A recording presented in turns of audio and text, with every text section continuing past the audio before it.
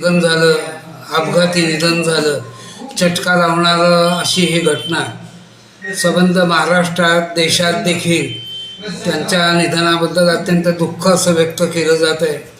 एक निश्चयी असं हे व्यक्तिमत्व होतं, निर्धार पक्का असं हे व्यक्तिमत्व होतं, संघटना कशी चालवावी या संदर्भातलं हे होतं आणि नियोजन पुढचं 10 वर्षाचं 20 वर्षाचं महाराष्ट्र कसा राहील याचं नियोजन करण्याच्या संदर्भातलं त्यांचं कार्य होतं.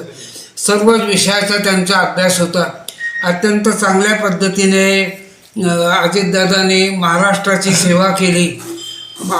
मोठे साहेब आदरणीय शरदचंद्रजी पवार साहेब आणि अजितदादा हे दोन म्हणजे महाराष्ट्राच्या विकासाच्या संदर्भातील 2 स्तंभ असं म्हटलं तरी हरकत नाही.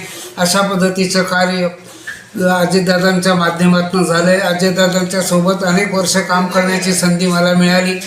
जसं मोठे साहेबांच्या सोबत मला संधी मिळाली तशी अजितदादांच्या सोबत देखील मिळाली. मी राष्ट्रवादी काँग्रेस पक्षाचा प्रदेशाध्यक्ष असताना त्यांची कामाची पकड मी पाहिली की कशा पद्धतीने काम करतात ते. संघटनेचं देखील शासनात देखील एक अत्यंत चांगला असा मुत्सद्दी असा नेता आपल्यातनं निघून गेला.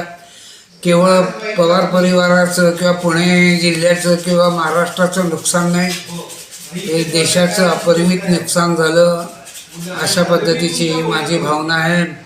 शब्द जे हवेत ते निघत नाहीत हृदयातून.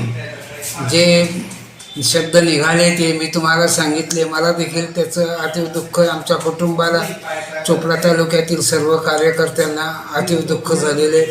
त्यांच्या दुःखात आम्ही सर्व लोक सहभागी आहे. ओम शांती.